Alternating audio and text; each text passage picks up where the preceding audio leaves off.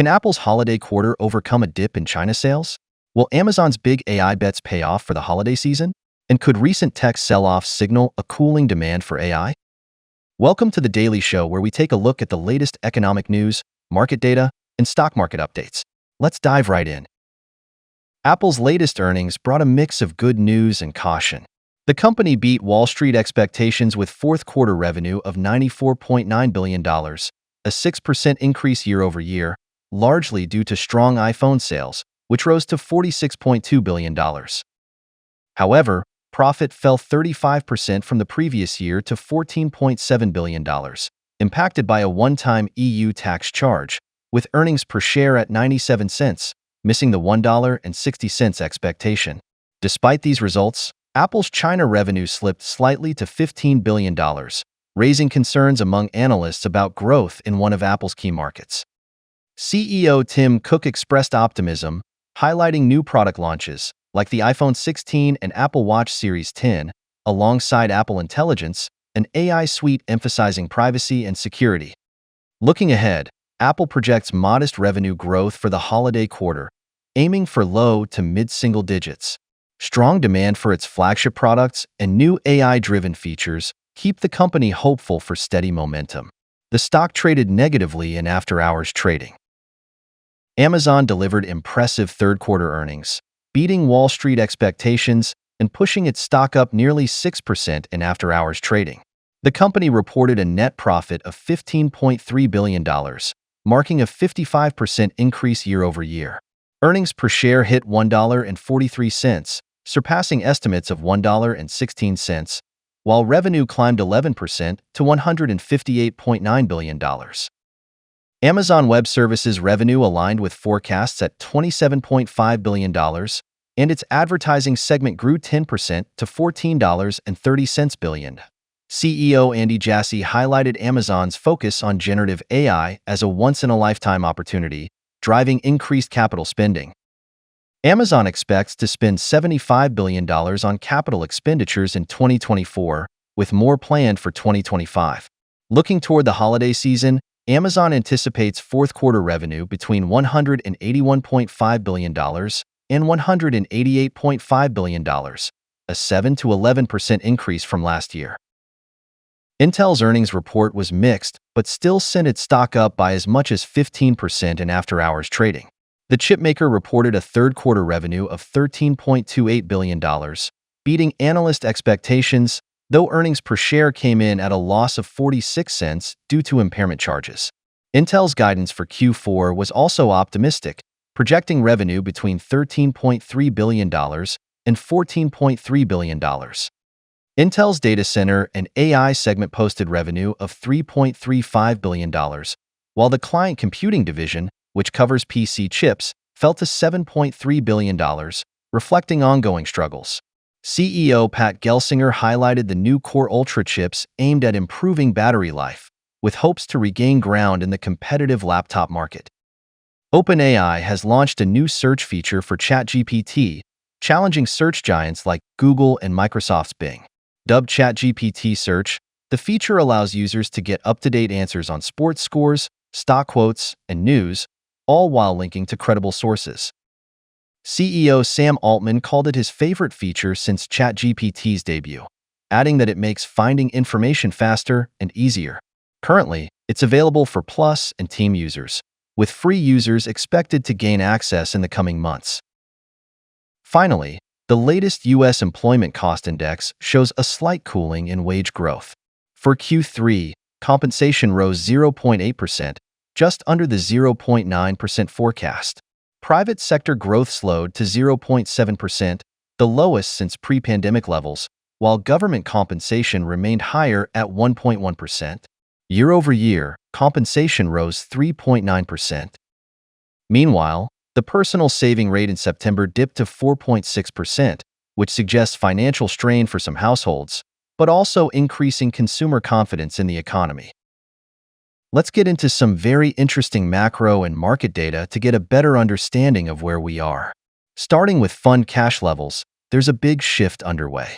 Cash as a percentage of assets under management fell from 1.6% to just 0.6% this month, marking a historic low since 2015. This sharp drop signals a more bullish sentiment in equities, just as the Fed kicks off its easing cycle. Investors seem ready to put cash to work into riskier assets.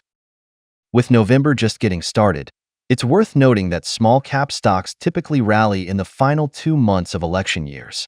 Could we see a breakout of the Russell to new highs? On another note, dividends may be making a comeback.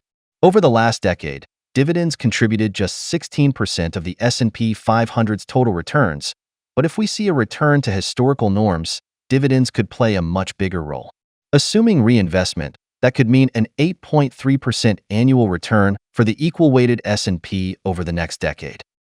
October, usually known for its volatility, has been relatively calm this year, especially considering it's an election year. This October's average intraday range for the S&P 500 has been only 0.79%, the second lowest in over 50 years. On the housing front, U.S. home prices have surged over 50% in the past 5 years, far outpacing wage growth. This gap is fueling an affordability crisis, particularly with the 30-year mortgage rate now climbing above 7%, well beyond the comfort threshold of 5.5% for most homeowners. Mortgage applications tell a similar story. They've declined for weeks as rates keep rising. While purchase applications ticked up 5% recently, refinance applications took a hit, down 52% over the past 5 weeks. Wrapping up with Europe, Germany managed to dodge a technical recession with Q3 growth of 0.2%. France exceeded expectations and Spain is leading the growth with a positive 0.8%, pushing Eurozone growth to 0.4% for the quarter. On the inflation front, the Eurozone's core CPI came in hotter than expected at 2.7%. This means that the European Central Bank should be cautious and reconsider rate cuts. U.S. markets closed sharply lower Thursday, with tech stocks leading the decline. The Nasdaq plunged 2.76% as disappointing earnings from Meta and Microsoft fueled concerns over big tech's escalating spending on artificial intelligence. While both companies beat Wall Street expectations, Meta's warning of higher infrastructure costs and Microsoft's slower AI cloud growth due to GPU supply issues triggered sell-offs. Meta dropped nearly 4%, while Microsoft slid a hefty 6%. The S&P 500 and Dow Jones weren't spared, down 1.86% and 0.9%, respectively, breaking their 5-month winning streaks. The tech-heavy sell-off extended across the sector. NVIDIA took a notable hit, falling over 4.5% amid fears that AI demand may be cooling and concerns about delays in its chip supply. With Microsoft hinting at potential GPU shortages, NVIDIA saw investors retreat on worries of slower sales growth. Other semiconductor stocks like AMD and Broadcom also felt the pressure, declining 3% and 3.9%, respectively. Small caps weren't immune either, with the Russell 2000 dropping 1.63%, capping off a tough week and leaving the index nearly 4% below its annual high. Meanwhile, the 10-year Treasury yield edged higher, reaching 4.29%, now trading at 4.27. Today's Fear and Greed Index sits firmly in fear at 43, a significant shift from greed just last week, which was at 60. This rapid change reflects the significant red session we had yesterday after the big tech sell-offs. Compared to a month ago, sentiment has pivoted sharply from optimism, so investors are taking a more defensive approach in these times of uncertainty and right before the U.S. election. In U.S. sector performance, solar energy again for the third consecutive day led the gains, up 2.44%. Solar has gained over 7% in the last 5 days. Utilities, a defensive sector, unsurprisingly attracted investors during yesterday's red session.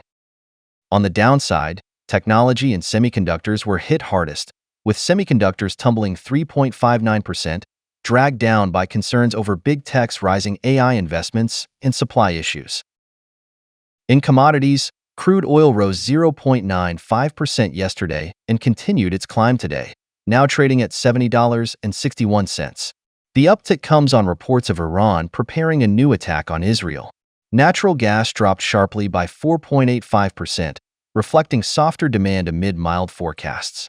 Gold dipped 1.84% after a recent rally, now stabilizing as investors eye upcoming U.S. payroll data. Friday brings a quiet day for earnings, with ExxonMobil and Chevron among the few names to watch. But on the economic front, it's all about the jobs report. At 8:30 a.m. Eastern Time, we'll see non-farm payrolls, average hourly earnings, and the unemployment rate, key indicators for the Fed's next move. Later, at 10 a.m., keep an eye on ISM Manufacturing PMI for insights into the industrial sector's health. Please subscribe and hit the notification bell to stay tuned for daily updates. If you've made it this far, thank you, and see you tomorrow.